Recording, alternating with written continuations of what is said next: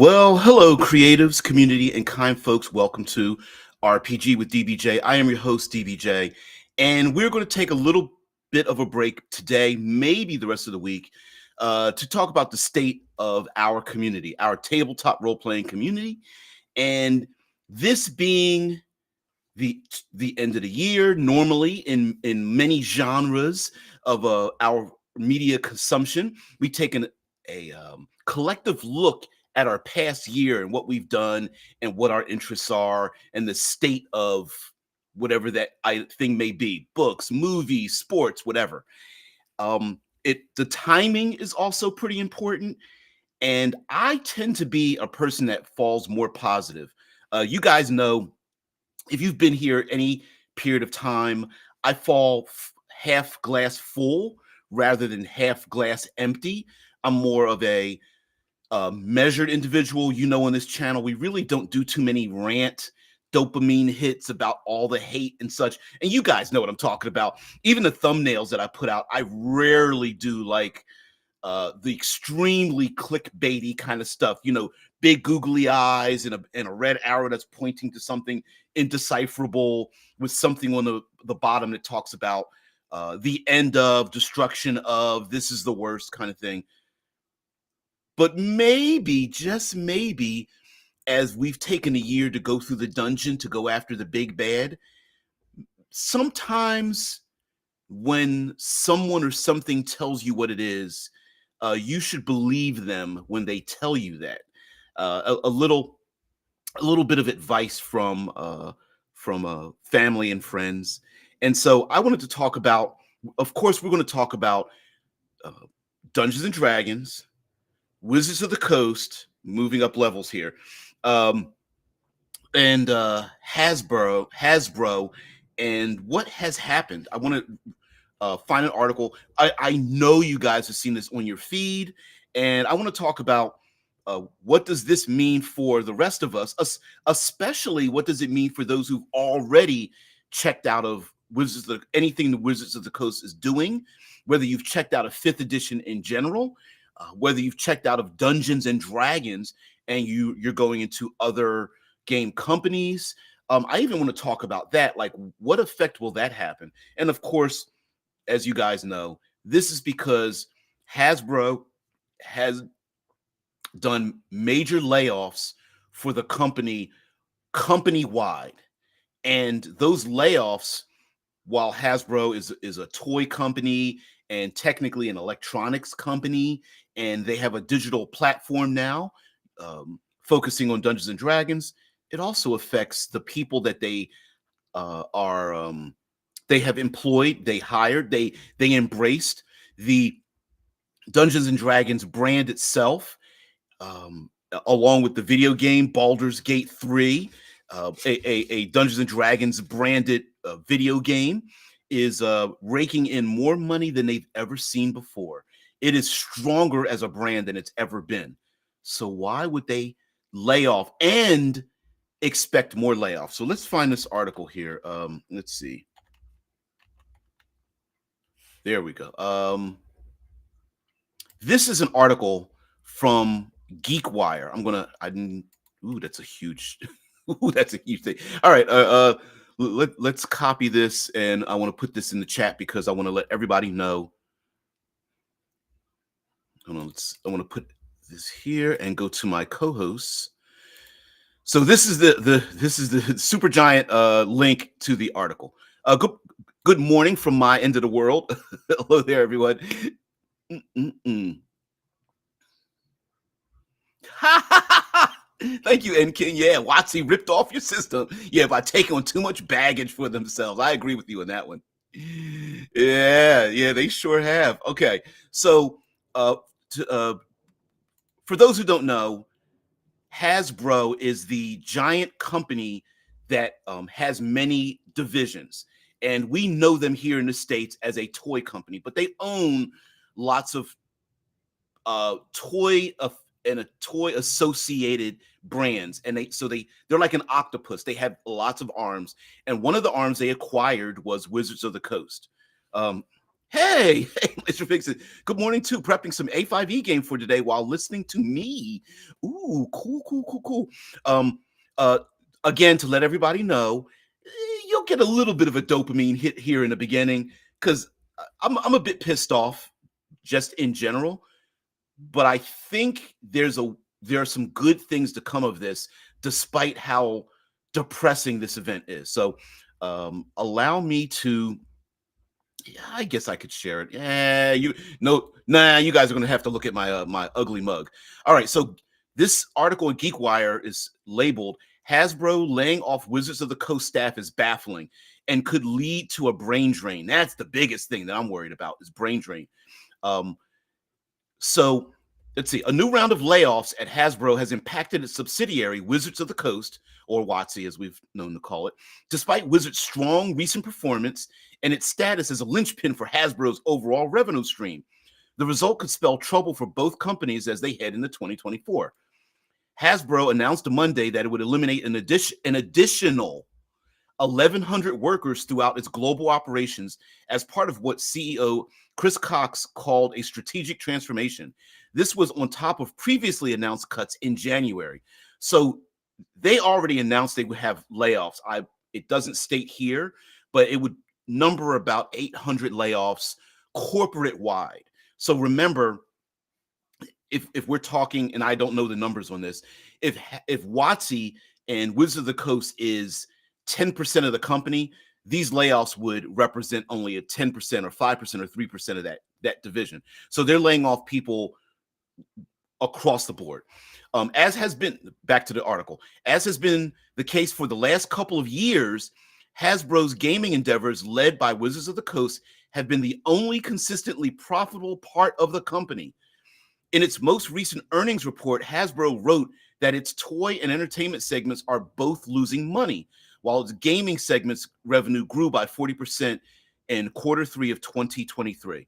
So, for those who don't know, the physical games that Hasbro produces, Shoots and Ladders and Monopoly and Life and card games and toys and such, have been going downhill.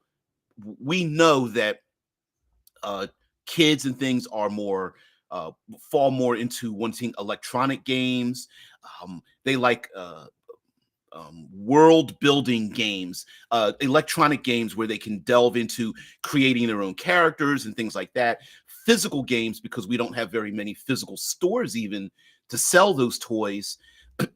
and the from my old grognard years, I remember watching Saturday morning cartoons, which were, let's be honest, those there was 20 minutes of a show, with the rest of the show, 10 minutes of it being commercials, and the other 20 minutes of that show was also a commercial for toys. We don't really have that specifically anymore. Despite the fact, it says, despite that success, reports this week indicate that at least 20 employees of Wizards of the Coast and its subsidiaries had been laid off. Those affected, as per a list assembled by comicbook.com's Christian Hoffer, there's a link to that as well, include Mike Merles, Magic the Gathering director and former Dungeons & Dragons creative director, Amy Dallin, D&D Beyond's host and producer, Eaton Bernstein, D&D Dungeons & Dragons senior development editor, Larry Fromm, senior communications manager, and Bree, I'm going to mispronounce her last name, Heiss, Bree Heiss, or Hayes, D&D art director. Some employees also opted, according to an internal memo from Cox, to voluntarily accept early retirement. At time of writing, it's unclear why Hasbro's chosen to lay off employees at the single strongest company in its portfolio. This year, Wizards debuted a critically, if not commercially successful major motion picture. We know the movie lost money, but the quality of the movie was pretty high. I think pretty high. This earned a Game of the Year trophy at the 2023 Game Awards and was consistently profitable, but Hasbro's still sacking its employees. It's the sort of math that only makes sense if you got shareholders to placate, and that's the big thing. So let me get into what you guys have to say. Hey, Timothy McCown. Hey, what's going on? Yeah, Deadman says check the table of profits, losses in that article. So so I will share. I wasn't going to do that, but you know what? Let me share this. Let's share this out because despite the fact that sometimes sometimes there's sometimes the corporate speak is a little bit like kind of like watching, oh, I don't know, paint dry or grass grow. Um, Deadman is correct. So I'm going to let's see if we can get this a little bit bigger here. And I can't uh, not easy to enlarge this, but I will highlight. So this is a revenue loss. This is one of these corporate things that tells you how much money they've earned and how much they've lost. Now, mind you, the numbers you're going to see are in the millions. These are all in the millions, and the top part of this is Q3 of 2023. And the bottom part of this is the year to date 2023 and their segments. So if we go up to just the third quarter, and third quarter is very simple to understand. It's by months. January, February, March is a quarter, and this is the quarter in July, August, September. And if we go across here, net revenues, right? You're going to see that the first line says consumer products, and it dropped by minus 18%, according from the same quarter, SPLY, same period last year. Don't worry about, I know a little bit about business. So SPLY is same period last year. So they're comparing one year to the next. And under consumer products, they had a loss of 18%. If we go past Wizards of the Coast down to entertainment, from same period last year, 2022 to 2023, it's a loss of 42%. Ooh, shit. But guess what? Wizards of the Coast and digital gaming rose 40%. Now, these numbers, a rise of 40% in revenue, is unheard of in business. When you start talking single digits, they're like, okay, we're happy. We have an upward trajectory. 40% gain. Okay, so you go, okay, well, maybe that's a little bit of a spike. So let's go down to a year. Let's go to a whole year. So we go below major segments in millions. We go to consumer products, and it took a 17% loss in millions for their consumer products. And it sounds like consumer products would be those like board games, toys, action figures, card game, simple card games like Uno and those kind of things. 17% loss. That sucks. It's a double-digit loss, but okay, maybe there's some change we could make. Let's leave Wizards of the Coast alone again. Let's get into entertainment. So they have brands that they license out. So the movie was a licensing deal. Hasbro didn't make the movie. They licensed it out so that others could make a movie. But for their entertainment brand, minus 22%. Ooh, that's a hit. Something needs to be done. But let's take a look at Wizards of the Coast and digital gaming. It rose 11%. Now, 11% isn't a lot, but it is an upward trajectory. You don't F with your upward trajectory. You leave well enough alone. And then, of course, we on the other end of this, we have adjusted profits and losses, and circled around here, and adjusted operating costs and things of that nature between one and the other. Usually, if you have something like operating profit and adjusted operating profit, the adjusted part deals with how much money they have to pay out for things and additional revenue resources, things. And so they adjust the number based on outside circumstances.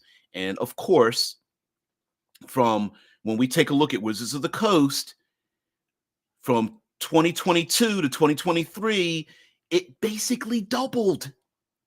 2022, $102 million. 2023, $203 million.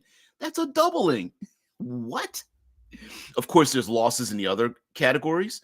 And then we come down to here, year to date, 2022 between 2023, there is a discrepancy. And much of that discrepancy has to do with the fact that they purchased a multi-million-dollar platform for many millions of dollars. I don't remember the number, and that was D&D Beyond. And still, they kind of held true.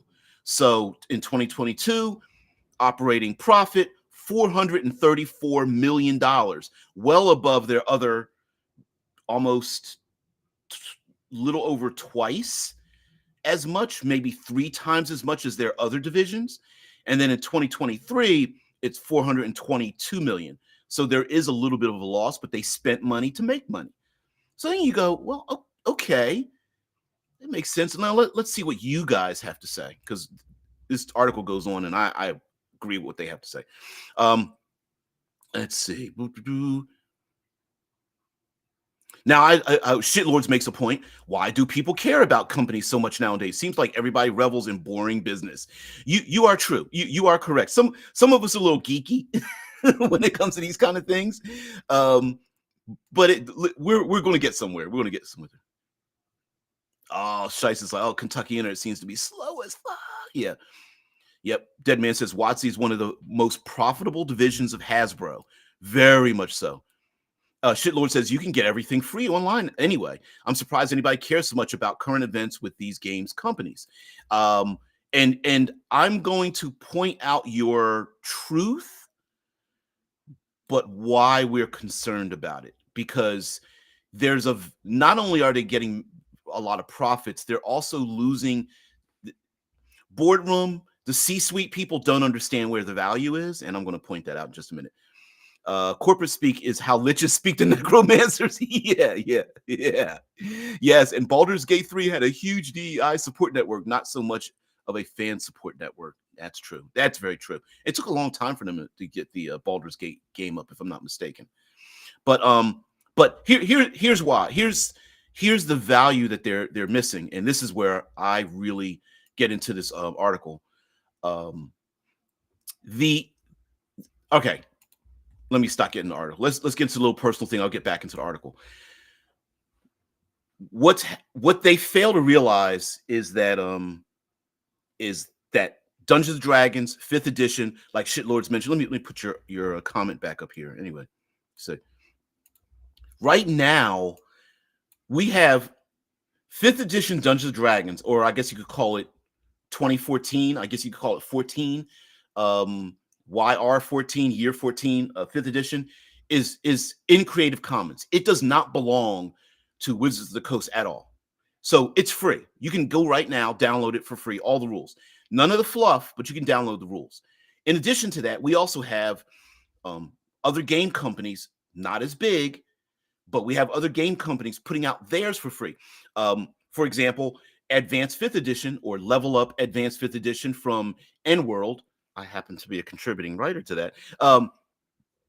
It is in Creative Commons. You can go right now.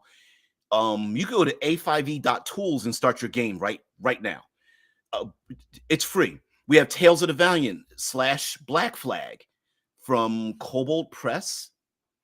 They have an orc they are part of an orc license. It's going to be free. Paizo has Pathfinder, which has always been on its own thing, and it's free to play right now. You could get some digital dice and assemble some friends, and it's free. So why do we care about what WotC has to say? Well, here's the problem.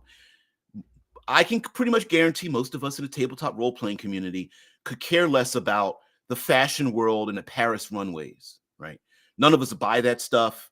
We don't care. It's BS. It's a bunch of people talking with their pinky out and their teeth closed about expensive clothing that no one ever wears, except it actually does have an impact. Despite the runway, it trickles down into what we see at local stores, Old Navy, Amazon, fashion, Walmart, whatever, across the board. It does trickle down. Despite what we think, ignoring a thing and blah, blah, blah, it actually trickles down. Some of the people that we love in the tabletop role-playing experience, I'm talking about the personalities, the Mike Merles, the Robin Laws, wow, my brain just a Cipher System, Come on, you guys know MCDM.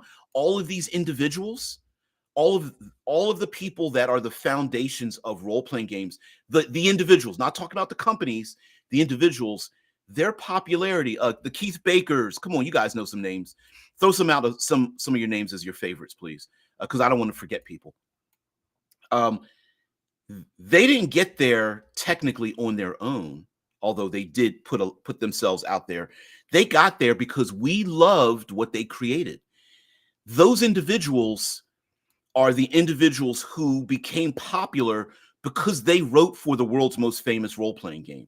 They designed third edition. They were around during AD&D. They helped to bring back start the development of D&D Next, that became fifth edition. These are artists and layout and writers and creators and adventure writers and module creators that are popular today. Monty Cook, thank you there, Drew. Monty Cook. So Wizards, working for Wizards of the Coast, or rather working to write for Dungeons and Dragons, when it was TSR, when it was owned by other companies, this was the pinnacle of the creative process. We learn to play the game, we learn to world build, we start writing products for our friends and family, we start to sell those products online, we start to get recognized and hired to help write and freelance for other people. And guess what the pinnacle of that was? Despite what everybody seems to say, and we can fold our arms and act like we want to be the cool kids, right? But really what we want, what our used to be our desire before the beginning of this year was, I would love to have my name on a Dungeons and Dragons product. And you can say no, but yes, if for no other reason than just to put that in your back pocket, right? I helped write, I don't know, Legacy of the Lizard Lords. I helped produce the artificer character class that's in the game now. I helped draw the maps but that used to be the goal. Now, who wants to work for them anymore? Who wants to work for them? And here's the other issue. They lay off all these people. Sorry for all the people that moved their lives around, traveled to this place in Seattle to work for Dungeons and Dragons, who now don't know how they're going to feed their families in December. But here's the issue. Those brilliant people, and you may not like the quality of fifth edition, but you can't deny that those individuals, and I say individuals, not the company, the individuals that were hired, kept their mouths shut, kept their heads down, and did the work that was requested of them. And now that brain trust, those individuals are gone. When you lay off 15, 20, 30 people from a division that was already small, the brain loss, the brain drain, how do you get that back? Like, is Wizards of the Coast even Wizards of the Coast, right? So that's my point. It's like, where are they going to go? And I hope these people go off on their own. I hope Paizo, MCDM, Monty Cook, and the whole Cypher system. I hope these guys, they reach out. Tales of the Valiant, smaller companies, I hope on their own. I hope they make their own shit. I really do. And some of them aren't writers. Some of them are creative directors, art layout, communications experts, people that we really don't think of as the movers and shakers, but get stuff done. Listen, being a game designer doesn't make you very good at accounting. Being a game designer doesn't make you good at marketing. I know that from a fact because I'm horrible at it. And you need those people. You need editors. You need those people. And they just laid them off. That's crazy. Okay. What you guys have to say. Shai says, ever seen the Kazimir Ubansky, the RPG pundit? That's his whole shtick, advising WotC while telling them how much they suck at the same time. Yeah. Oof, yeah, need that. Deadman says, Baldur's Gate 1, 1998, Baldur's Gate 2, 2000, Baldur's Gate 3, 2023. Wow. Just a short 23 years between BG2 and BG3 after a 2-year span between BG1 and BG2. I didn't know it was 23 years. I knew it took them a long time. Yeah, Shitlord says, I love it when people make YouTube videos talking to Watsy and giving them advice like they're going to listen. No, Watsy's not going to listen to me. It's just getting shit off the chest. That's all. And mentioning it because it does affect us. I hope it affects us in a positive way, meaning the people that are let go. Here's what I'm looking forward to. I forget Watsy. They're not going to get any more of my money. What I hope is those individuals uh, rise to the top, that they remain within the gaming community. Because a lot of people, what ends up happening is a lot of people who get laid off just get pissed off and they retreat from the environment that they were um, from the environment that destroyed their livelihood. So many of these people will just never get into role-playing games again, and that's a loss for all of us. Imagine John Harper's Blades in the Dark game that's very award-winning. Imagine he says, you know what? I want to turn this forged in the dark thing into something bigger, and I love to hire some quality people. And he now could hire these individuals if they wanted to stay in the role-playing game community. And many of them might go, screw that. I picked up my life, moved out there, hoping that I would be instrumental in a worldwide, very powerful brand, and they let me go, so they may not do it ever again. Drew says the RPG pundit is too right-wing for my taste. Yeah. And listen, this isn't a pundit show, so yeah, just taking a day out. That's all. Yep. Shitlord says, who wants a fun job anyway? Doesn't everybody know it's a recipe for disaster? Oh, come on now. There's some, not talking about role-playing games, there's some people who enjoy, cooking and designing things and stuff like that. There's people who enjoy what they do.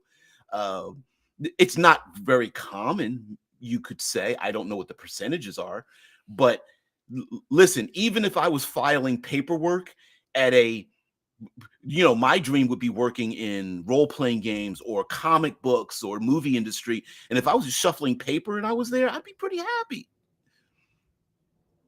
Margaret Weiss, aka the creator of the Cipher system. That's the other. Yep, that's somebody else behind Monty Cook, who's the name face of the Cipher system. Yep. Started with TSR in the 80s and was laid off by Watsy in the aughts. Then went independent and created the Cipher system. Yeah. Yep. Again, I don't, like Deadman is pointing out, I don't know the specifics of where people landed that were laid off and remained. And by the way, the layoffs, this isn't uncommon. TSR did it back in the day, and unfortunately, a lot of companies do these layoffs to appease shareholders. So, despite making record amounts of money and shitlords, I get where you're saying, but making lots of money controls where funds go for development.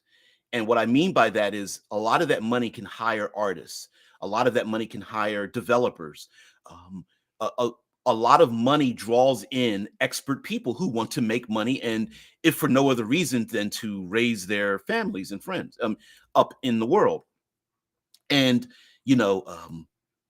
it's a reason, as great of maps as Dyson Logos draws, part of that is to earn money.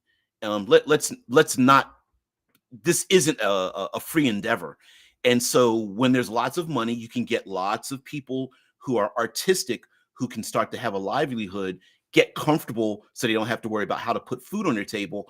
And then their artistry starts to expand. Magic the Gathering and Dungeons and Dragons has great art. There's some brilliant art that they have a Rolodex full of artists they call upon to basically have so many art projects. And I'm just talking about the art itself. I forget the mechanics of the game. Who contacts them now? Do those artists really want to work with these new people that come in, or do they have a working relationship, a synergy with the individuals that were there and know what they want and the kind of processes that are there? When you get a whole bunch of new people, it's like fits and turns and arguments and miscommunications and things like that. There's a way that people work together. I once was told about a gentleman that was let go from a distributor, big 18-wheeler trucks that drive to a warehouse, and the 18-wheeler trucks park, disgorge goods, emptied out, and then more goods are thrown into the trucks. And there was an individual who knew the truck drivers, knew their driving capabilities, their personalities, when they would arrive, whether there was a married couple that would drive and it was, husband and wife, and they would take turns driving, whether there's one guy who always came in pissed off, another guy who's a geek, another individual who's always angry, have quirks and things. And this individual knew where to put the trucks based on who was arriving when and who they were. This one guy always takes a nap and he likes to park at the far end. This other group comes in and they want to get in and get out very quickly. This other person, terrible at backing up, so they need lots of space to back up. And that guy was let go. When they let him go, they needed to hire 3 more people to do one man's job. And so I think something like that in Wizards of the Coast may be a thing in terms of, like, look, you put the ampersand, the dragon breathing fire between the D and the other D on a product. Those of us that aren't in this online community, there's lots of people who buy Dungeons and Dragons books and never get on the internet at all about this stuff. They just play with their friends and they don't know. So when they see that put on a product, they automatically assume quality. And there are many of us who assume, just in, freelancers and independent artists in the indie industry, that, who measures the quality of that stuff? And it's an unconscious thing, but we just assume if it's got not we, and not currently, but the books that are produced will have a stamp of approval on them, and individuals who are not part of our community are going to assume that's quality. Everything that doesn't have it on it probably isn't quality. And that value of that brand is money making, and it's going to affect the rest of us, because who it's going to be a lot of things. Like Shitlord says, how can it possibly affect us? We all have the books from the good old days. Yes, that is true. Like, yes, if you have the books today, there are no TTRPG police going out there stealing people's books. I do get why. Like, there's some people who are like literally like their feelings are hurt about this. I don't assume that, right? I'm not that person that's like folded arms, like they ruined my game, right? If you've got the books, they can't change it. But if you have the digital content, they can. We've seen them change digital content, and changing digital content is just a couple of keystrokes. And who are the individuals that are changing those keystrokes? There are people who only use digital products today, or used to using them and such. And buying physical books, I don't know, they're shitlords. There is some effect. Now, mind you, you can go off into your own corner. I do, and just go like, well, I don't really care what they do with the company. But when we have discussions, Dungeons and Dragons is so big that the number 2, 3, and 4 companies, if you mention them to the public, they don't even know what they are. Yes, we in our own community, we know what Pathfinder is. We know the new Tales of the Valiant. We know what Level Up Advanced 5th Edition is. But if you start talking about those games, some people were just like, what do you mean? Are you talking about Dungeons and Dragons, right? It's used like Kleenex and Xerox, or Coke or something like that. The brand has become the moniker for fantasy. For right or wrong, that is the case. The Yanking says, I've seen some people say that the RPG space is going to get a lot of very talented freelancers. My issue with that is this profession doesn't seem to pay a lot, D&D aside. That is very true. A lot of these freelancers are not going to make, unless they become the Matt Colvilles and the Keith Bakers, and I don't even know how much money they make. Like Mike Merles has just been laid off. Where does he land? We can say someone is popular, but that doesn't necessarily mean they're making money. So where do they land? Where do they go? Do they create their own thing, or do they join someone else? And how do they do it? Now, I'm a fan of people doing their own thing, especially if they're very creative, because we get a new voice in the creative space. But yeah. Shai says, with people like you and Ander and a million more making new streamlined systems that are not a pain in the ass and sell them for next to nothing, why don't people just let the dinosaurs die out? You know what? Hey, listen. Dungeons. Unfortunate. This isn't unfortunate, but the D&D brand itself is a money making thing. They're not going to let that go. They're going to sell it for. If they sell it, it'll be for in the billions, right? The brand itself has a value to it, but let's assume that it goes bankrupt. Let's say Hasbro is just like, you know what, we're just going to shelve it. We laid off our staff. We can't hire new staff. We undervalued the social aspect of Dungeons and Dragons. A lot of the independent creators we have are social individuals. Matt Colville puts his face out there as saying, I am creating this new game, the MCDM RPG that's well over $3 million now and growing, right? As a backer kit, not Kickstarter, backer kit, right? Shadow Dark and Kelsey and Ben Milton and his I was about to say Maze Rats, Knave, second edition, and so on and so forth, right? These individuals are the face of the game. They are opinionated. Matt Colville is opinionated, and that's a good thing because he says up front, this is what this game is going to be about. This is my personality. This is who I am. Do you want to check it out? Be part of it. If not, don't worry about it. We got other people. And I think that's great for the tabletop role-playing community.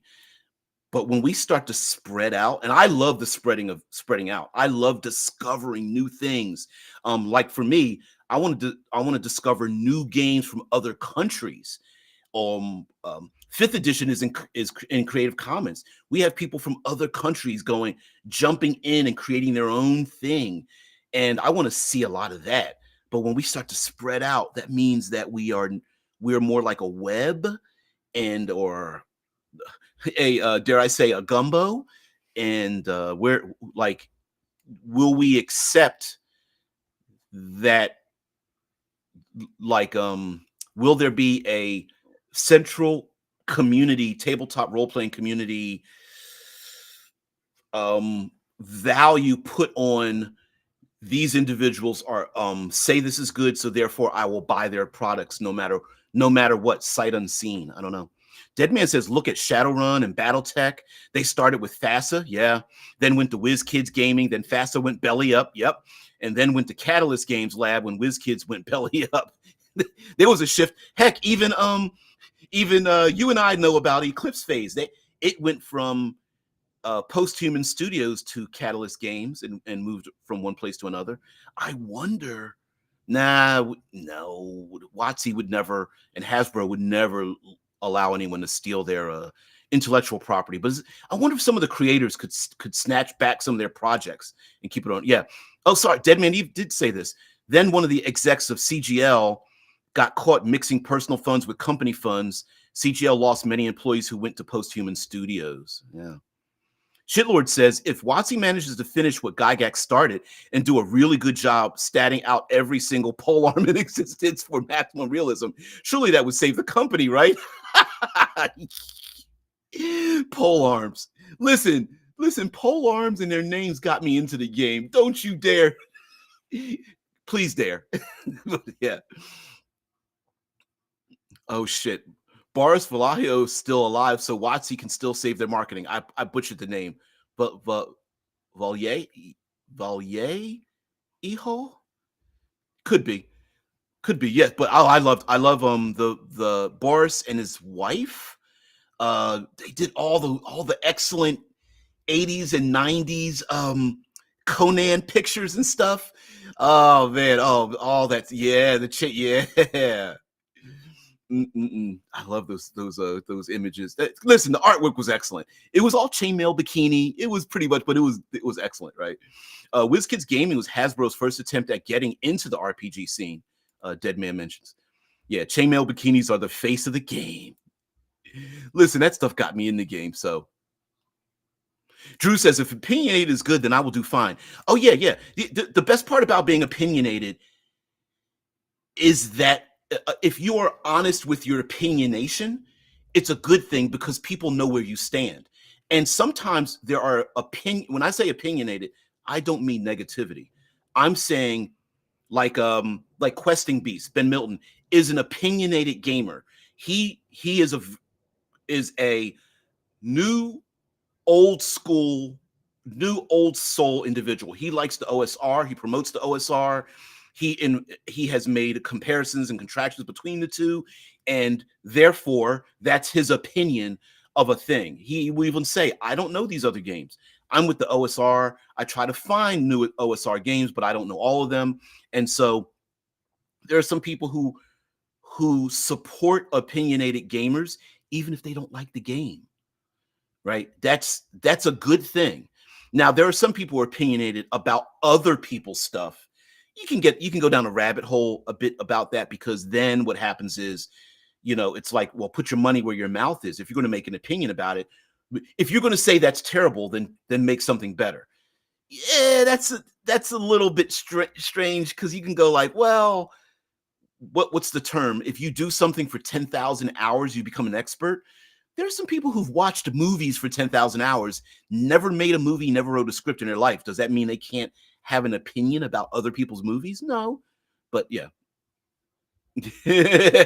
Male characters get to boost their AC with fur loincloths. Yeah, I agree. Yeah, not enough male characters. Well, there were some pretty unclothed guys. Let's not get it twisted there, Drew. There were some pretty scantily clothed guys in those things. It was very much that artwork was very much 300. Bodybuilders flexing, and if I'm not mistaken, aren't the artists Boris and Sonia? Yeah, your shitlord says Boris Vallejo gave me an inferiority. Hey, listen, we can disagree on stuff, and hell yeah, we agree, right? Which you're and to I'm going to point you out here a little bit, shitlords, and everybody else in the chat, that what your opinions are is exactly the kind of thing that I think does affect our tabletop role playing community. I mean, shitlords is like, I'm out. Right.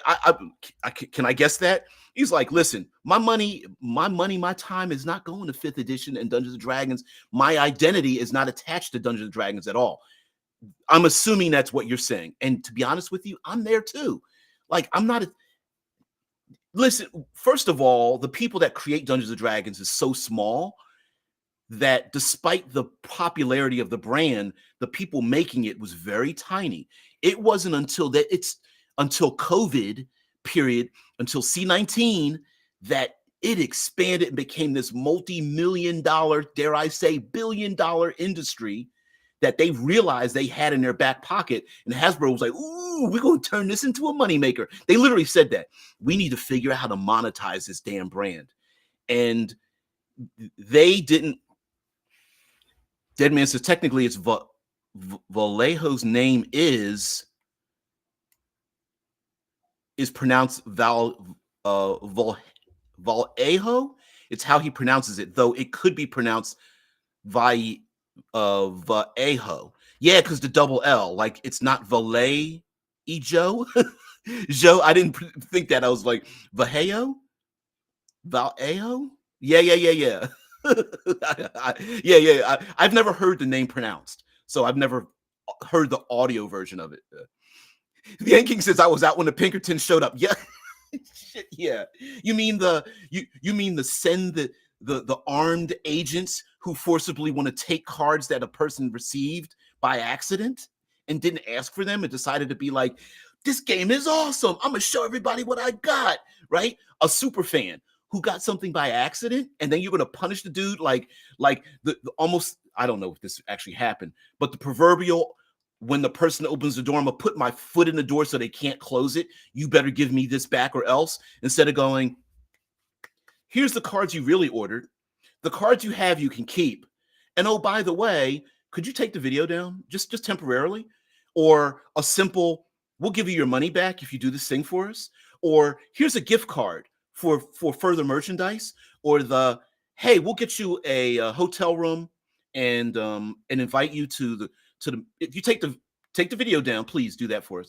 But in return, we'll get you a hotel room. We'll invite you to look at the factory. Maybe bring a camera, look at the factory, talk to some of the creators and developers of the game. Sit down with them. How about we do that? How about we be nice? Or how about simply knocking on the door and going, "Hey, guy, good to see you.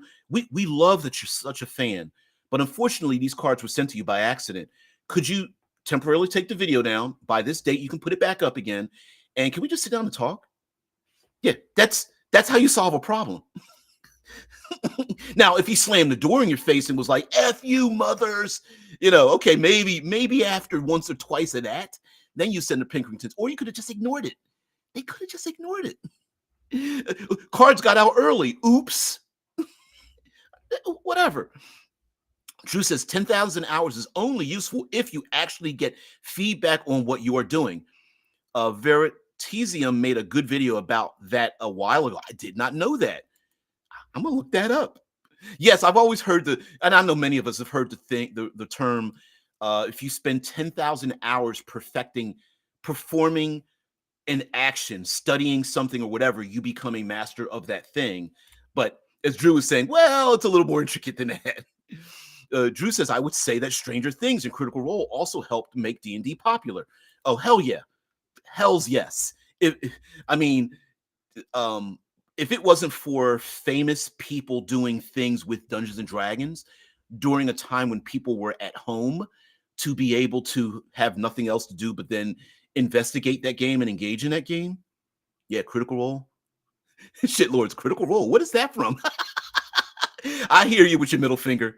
Look at you. You're scratching your eye with your middle finger. I don't know what the hell you're talking about. You know what? I know Critical Role tangentially. I've never seen the show. I literally have never seen the show. And I know Matt Mercer. Like, I know the face. I know the face of the other players and stuff. Never seen the show. It's too much. I can't take it. It's too much. Shit, Lord, Shy Squad says, it seems like everybody is into rules life systems now. Andrew's games are 100% in character. Occasionally, dice rolling, everything else is theater of the mind. It's the opposite of the D&D approach. Yeah. Listen, spoken from an old grognard, an old dude, and I'm old. Listen, I'm in my mid-50s, okay? And I'm also busy. I'm surprised I haven't had to shut the show down because I'm this deep into December. Normally mid-November, I'm going in the work 2 hours early, working another 2 to 4 hours on the end. I'm usually doing 12, even 14-hour days per day. I'm just surprised, but I'm old. I'm top seniority, so the show goes on. That being said, when you don't have a lot of time and a lot of brain case space, rules light is better. Also, there's something that rules light games do that other games don't do. They're bullshit detectors. If you're playing with somebody who likes to throw a lot of bullshit on the table at you, rules light games will let that person shine. There are some people who play games not to play the game, but to play people. They like to intimidate, try to impress. There's some players who are using the game as a crutch to make themselves look better socially amongst other people. And rules like games allow those people to shine, to stand out like a big sore thumb, a beacon. Play some Fate and watch somebody who's an asshole shine real brightly. Yeah. Try to play a collaborative game and you find somebody you're like, I don't know if they're going to fit.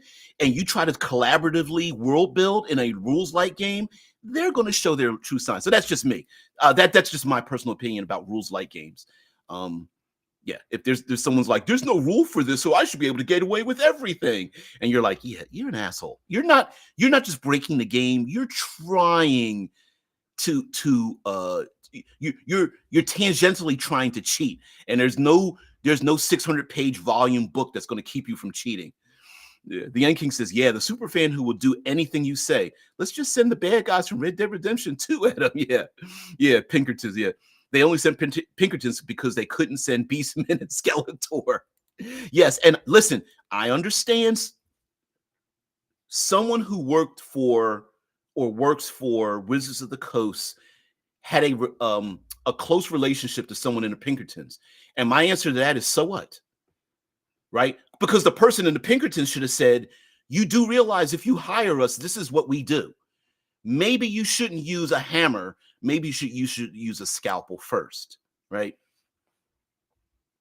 Yeah, Shitlord says, so it's a TV show? Sorry, I'm not a TV, the TV guy. Yeah. It's a streaming show. Yeah. Critical Role is an internet video series. They have a YouTube channel and a website, and they make lots of money at it too. Drew says Critical Role is an online live game, but one of their campaigns has become a show on Prime called Vox Machina. Yep. And Critical Role also has 2 role-playing games based on their experiences. Candela Obscura, which I see some people are ripping a new one as it's not really a role-playing game, or a finished role-playing game. I could see that being true. And the other one is Daggerheart. I think either of the 2 games, finished or not, people will buy them and they will make lots of money in doing so. So as I've already mentioned, what are some of the good things coming out of this coming out of this event? Well, I'm sorry. Let me get back into a little bit of this article. It's relatively long, but I do want to finish the rest of it because knowledge is power, and then get into some of the positivity things here. And this is one of the things that for those who love capitalism and are fans of capitalism, this is the thing that makes people anti-capitalist. For good or bad, this is the thing that happens. So, okay, the dismissals at Wizards play into a disturbing trend across game development fields throughout 2023. Over 9,000 developers worldwide have been dismissed. Excuse me. Over 9,000 developers worldwide have been dismissed over the course of the year, as per independent tracker Video Game Layoffs. Since there are a couple of studio closures that aren't on VGL's list, that number could easily break the 10,000 mark by New Year's Eve. The traditional impact of these sorts of layoffs on video game studios has been to tank morale and destabilize the business. If overwhelming success can't protect your company from cuts, then the smart response from workers is to take your talents elsewhere. We've seen that happen in the Pacific Northwest with companies like Bungie, 343 Industries, and Amazon. On the other hand, Wizards of the Coast is in a unique position in this industry. While it does handle a lot of video game development right now, it just debuted the first project from its Texas studio, Archetype, at this year's Game Awards. Wizards dominates both collectible card games and tabletop RPGs. It's got competitors, but most of them have a fraction of the audience and visibility of Wizards' core franchises. Dissatisfied employees would seem to have nowhere to go but down. Yes, a little bit, I agree. As of this year, however, that may be changing due to ongoing fallout from a recent controversy at Wizards. A controversy? That's saying it mildly.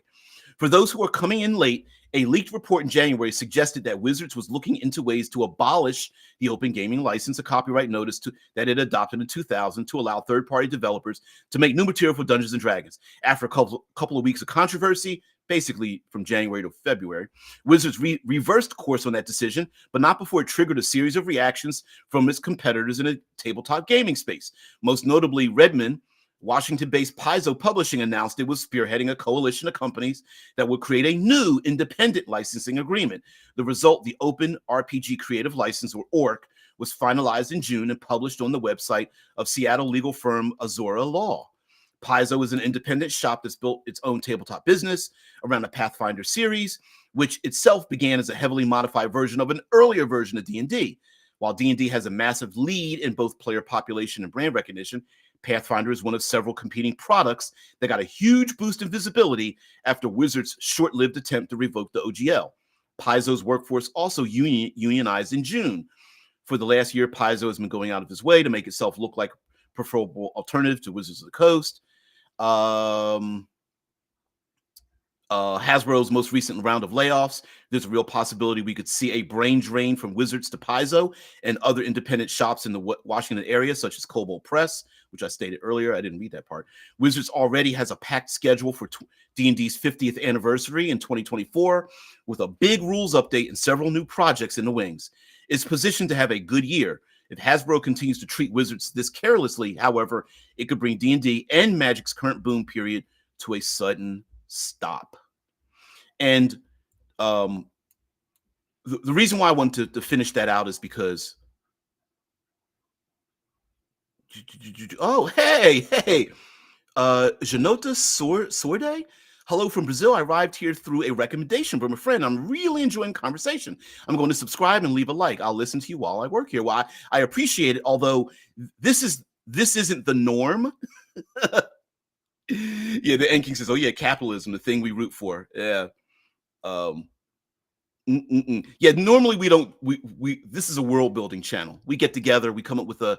I come up with a prompt. You guys come up with a prompt, and we world build. I just thought we would take some time out to say sorry to the people that are leaving, and just talk about the community in general, and actually kind of how those who have already checked out of WotC and Wizards of the Coast to kind of give a boost to indie creators too, right? Like what other games are out there? You know, if you're a fan of rolling a D20, what game do you like where you get to roll your D20? Yeah, Vox Machina translate the voice of the machine. Yeah, Shai says, I meant games where it's mostly interacting in character. Oh, yes. Like interactive storytelling, not games where people are trying to exploit how low crunch mechanics for power gaming purposes. No. I didn't think you were saying that. I was saying that. I was saying that I love rules like games because it points those individuals out. Rules like games tend people who enjoy rules like games tend to be people who are interactive, who are there for the theme rather than there for the power gaming. That's what I meant by that. And Deadman points out Margaret Weiss has worked very hard not to lay off employees. Employees are very expensive to hire and keep around when you're not making money, but they're also your value. It would be like it's how Disney devalued their own Pixar movie arm by dumping the movies onto their streaming services, making it seem like it's not as valuable as it was. A brand is valuable even when it's not making money, and you need to understand how valuable that thing is. But anyway, thank you there from Brazil. Really appreciate it. Will a combat? Oh shit, lords, you stop. Will a combat wheelchair representation save the hobby? That's very. You're better than that. You're better than that, right? Uh, the whole people getting upset about a combat wheelchair is like someone's getting upset about somebody else's. It's gatekeeping somebody else's desire to want to play the game when it has zero impact on you. That's like basically saying, I don't like what you're dreaming about, right? And you need to stop dreaming. That's you don't do that. Don't you're better than that. Don't do that. Says like uh well not this Yanata says I work at home. It's very repetitive. I can work and listen to a parallel conversation. Plus, I practice my English. Sweet.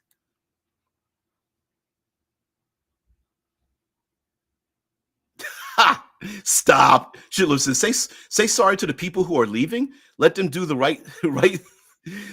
Let them do the right and find a job that sucks like the rest of us. Oh, stop. Yeah. Uh yeah. I hear you there. I hear you. Hey, listen. I think they should go out to get mad at somebody. It doesn't bring up anybody else if you get mad at somebody else when you tear them down. That's why the dopamine hit of destruction doesn't build anything. Going around saying things suck, that sucks, this sucks is like, okay, great. Now what? Right? Yeah, tearing things. That's why I'm a positive person. It's like I would rather people fail at being better than to be great at tearing things down because okay, great. Okay, we don't have anything left. Now what? So yeah, it's the and WotC didn't do the wheelchair thing. That was somebody else who just said, "Hey, I got this idea." It's weird. You know, here's an idea. We could actually just ignore the things we don't like, and then use that energy. If someone has enough energy to create like a website and video series and books and things like that on how terrible something is, they're not using that energy, that creative energy, to build something else or prop something else up or to do their own thing to say, hey, like for example, Indestructible Boy. creating his Vagabond series. I'm like, there you go. That's what you do. You go, and whether I like it or not, it doesn't matter. Create something new that somebody else can be a part of, right?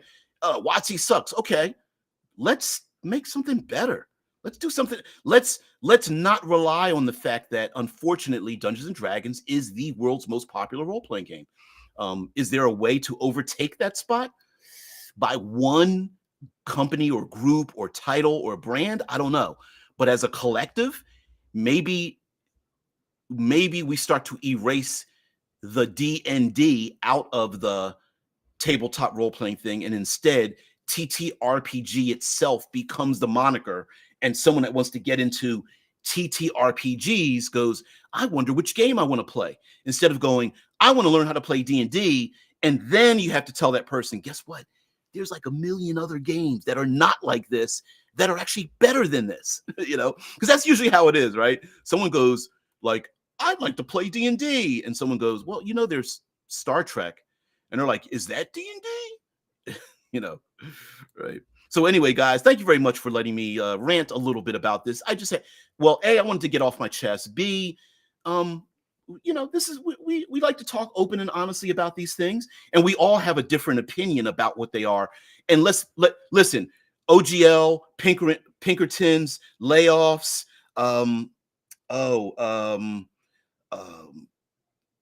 terrible book releases, et cetera, all that added together is just making me go like, yeah, you don't need to be part of the oh shit, Lord, stop.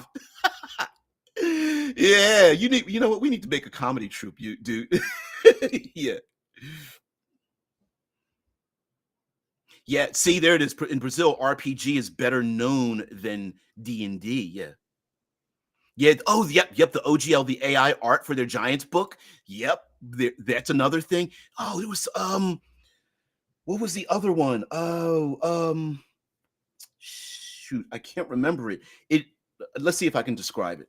It was they released a book with information in it, and then they deleted the information online, but the book still exists. The Hadozi, and there was something else they did too. They modified information about it was like Mordenkainen's Guide or something like that. Yeah, there was some other little things in there that added up, and it was just like, really? You're like, really? Yeah. So Shai says, what would you like to do tomorrow? How about the day of the almighty algorithm? Listen, I don't want this to be the norm. This isn't that channel, right? Yeah. That's only a half truth. The truth is you won, and so did we. Oh, that's awesome. Yeah. So guys, thank you very much for letting me rant a little bit, and just to basically summarize, like major corporation, corporate capitalist fuckery. No matter how well you do, no matter how much money this brand made, they still laid off their top people, their C-suite people that head over at Dungeons and Dragons, and let them walk away. Here, see ya December, and let them walk away. So it's a shame too. But my thing is, I hope they land on their feet. I hope they don't leave the gaming community in general. Some of them are probably going to go to like video games or write books. Outside of this, I remember Amy Dallin was on.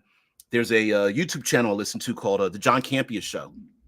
She was on Collider and The John Campea Show, and she was a host. So they let her go. So now there isn't even. Yeah, Dead Man mentions the Hadozi and the Aparusa.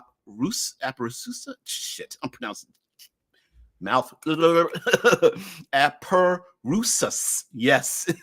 And there's some other things too. They deleted like something about the orcs. They deleted and changed around and whatnot. And everyone was just like, you're being reactive to people's hate and all this kind of stuff, which like the Hadozi, I think they were a little too reactive with that. I think they could have like slowed down and been like, yeah, maybe they had maybe one aspect of a racial thing is okay. Having like 2, 3, 4, 5 stacked on each other. Maybe we need to, maybe we need to rebuild So again, deletion isn't always good, but rebuilding, I think, is always better.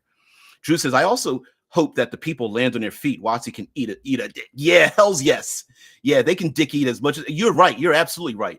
I hope they land on their feet. I hope these individuals, I hope they stay in the RPG community and we get to see their development.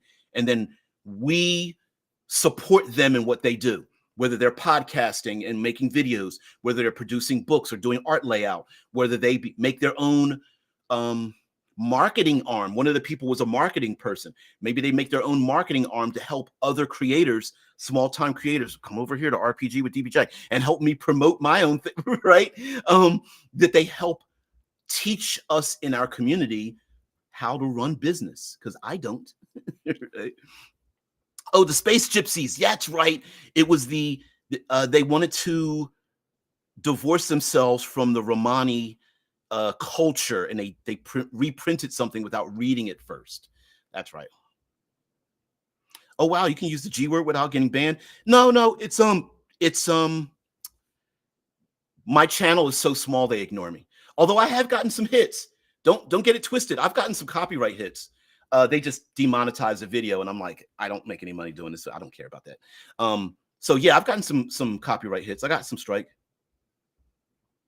Dude, it's Roma and Cindy. I don't remember the G word is the Ginger. Stop. The G word is the offensive term to refer to a people that have been referred to that way.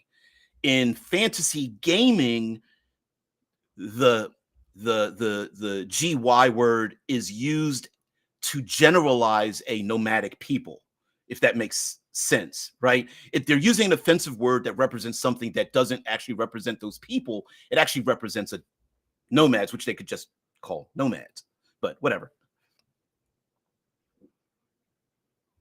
Oh, did you get a strike on that? Yeah, I haven't gotten a strike on that. Maybe this video will get strike down. I don't know. But anyway, guys, I'm taking too much of your time. Thank you very much for being part of the show. I hope we got to look at the article a little bit and just kind of reminisce, because it's been the end of the year. I'm letting you guys know that for at least 2 weeks, not this week, but next week and the week after, the show will go on hiatus.